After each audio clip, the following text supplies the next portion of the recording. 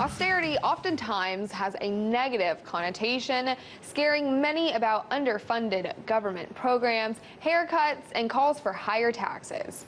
We are starting to see harsh debates over bloated government budgets across debt-ridden countries, including the U.S. and Europe. I spoke earlier with Dan Mitchell from the Cato Institute, who embraces austerity and doesn't think we should be afraid of it. I first asked him, what forms does austerity come in? There's a big debate because austerity means different things to different people. To the IMF and some of the European countries, austerity is simply a buzzword for higher taxes. Oh, we have to deal with our deficits and debt, so let's raise taxes because, of course, none of those politicians want to control their budgets.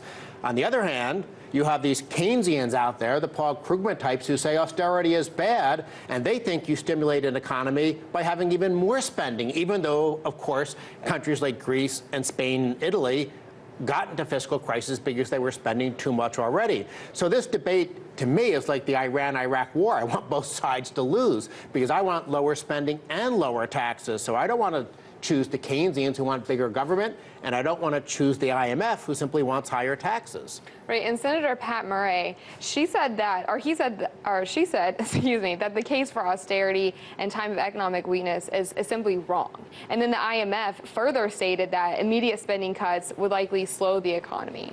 You know, can we just talk about what is the difference between short-term and long-term effects on the economy? Because it seems like some of these people aren't taking into effect the long-term consequences. The Keynesian economic theory is very much fixated on what's happening in the economy in the short run, and they think that the government, by spending money, or to be fair, sometimes they say by cutting taxes, but the whole thing is they want the government somehow to put money in people's pockets so that those people will then go out and spend the money.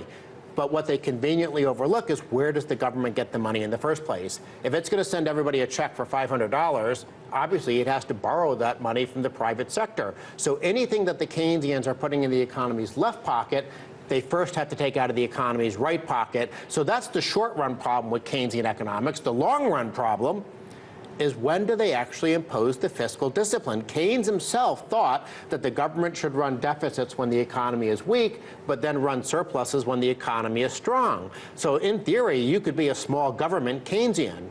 In reality, though, Keynesianism simply tells politicians that their vice is a virtue. You like overspending? Oh, here's a theory that tells you that you're doing the right thing. And that's why whenever we look at so-called Keynesian stimulus throughout history, the politicians love the part about spending more money, but they never get around to the part about being frugal and restraining the growth of spending when times are good, which is why, of course, all these countries all around the world are getting into very deep trouble because they never get to the long run.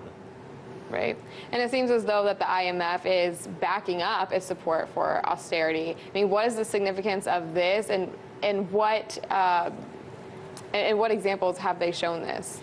The International Monetary Fund, in theory, is supposed to be the cop who monitors everybody's finances and makes sure that they don't get out of whack somehow. And when countries wind up getting into trouble, it's the IMF that has to come in and write a check, figuratively speaking, to put them back on the straight and narrow. But if the IMF is, in effect, bailing countries out, it does want them to make sure they get their finances in good shape. Now, in my mind, they do that the wrong way because they say, OK, go ahead and raise taxes.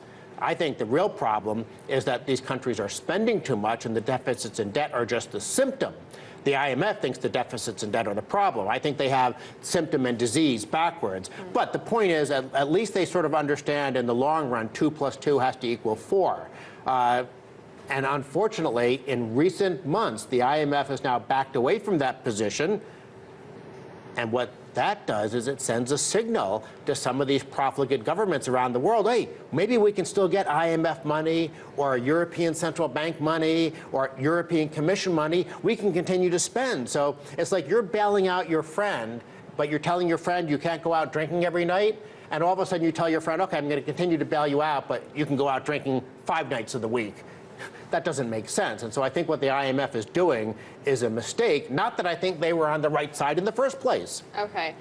Well, what are most of the European countries, what are they adapting as their austerity measures? I mean, we've talked about tax hikes, reducing government expenditures, a combination of both. Is there one dominant strategy that we're seeing in Europe? There are something, what, 30-something countries in Europe. We're seeing 30 different examples. But if you were to sort of put them into broad categories, most countries in Europe, all during the first decade of the century, they were increasing spending. They were increasing spending before the financial crisis hit just because they thought they had plenty of money to spend. And then once the financial crisis hit, then they said, okay, we have to be good Keynesians, so they increased government spending on that basis. But then the financial crisis morphed into a fiscal crisis, meaning that investors no longer trusted the Greek government, the Italian government, the Spanish. We're not going to lend them money because we don't trust that they can pay us back. And so as a result, with initially some help from the IMF, these countries started raising taxes, which I think was a mistake, but they also slowed down the growth of government spending. So that describes a lot of Southern Europe. The Baltic countries, Estonia, Lithuania, and Latvia, I think they're the star pupil of the class. Because way back in 2008, they saw themselves getting into trouble, and what did? They cut spending. And I don't mean cut spending in the dishonest way they do it in Washington. Oh, we increased spending 6% instead of 8%, so that's a 2% cut. No, in Estonia, Latvia, Lithuania, they spent less in 2009 than they did in 2008. Then again, in 2010, they cut spending. And now these countries are growing again. They did the right thing. They cut spending. Yeah, they had a few tax increases, but very small. So I think the Baltic countries are my success story. Of course, the real success story is Switzerland, because they had this thing called the debt brake, which is really a spending cap, and they never got in trouble in the first place. Well, we have a graph. I took it from your blog, but it was also from Eurostats, and it shows that the pigs, they have not addressed spending cuts. And can you just address what makes up the bulk of these budgets of these countries who are completely debt-ridden? The problem, the pigs, of course, Portugal, Italy, Ireland, Greece, and Spain, the pigs. They got in trouble because government spending rose very rapidly during the last decade, and then they hit the fiscal crisis, and they have actually slowed spending down compared to how fast they were increasing spending, and Greece has actually cut spending over the last couple of years. Now, of course, they also raised taxes hand over fist, and that sort of, their private economy, because they kept getting hit by taxes, it's very hard for them to grow, even though they finally have begun to control government spending. But the real problem in the pigs, and also it's the exact same problem in Northern Europe, is the size of government. You ask, what are they spending money on? The overwhelming share of the budgets in European countries, and also, I'm afraid to say, the United States, is what's called transfer and consumption spending. And what does that mean? It basically means things like entitlements and just the run-of-the-mill government programs. The things that actually can contribute to a better functioning economy that the government does, rule of law, property rights, an honest court system, physical and human capital, highways and education, if it's done correctly, can be productive for an economy. So I'm not making some sort of anarchist case that all government spending is bad. The problem is, in Europe, this much of their spending is for the things that are clearly unproductive, and this much of their spending is for things that could be productive.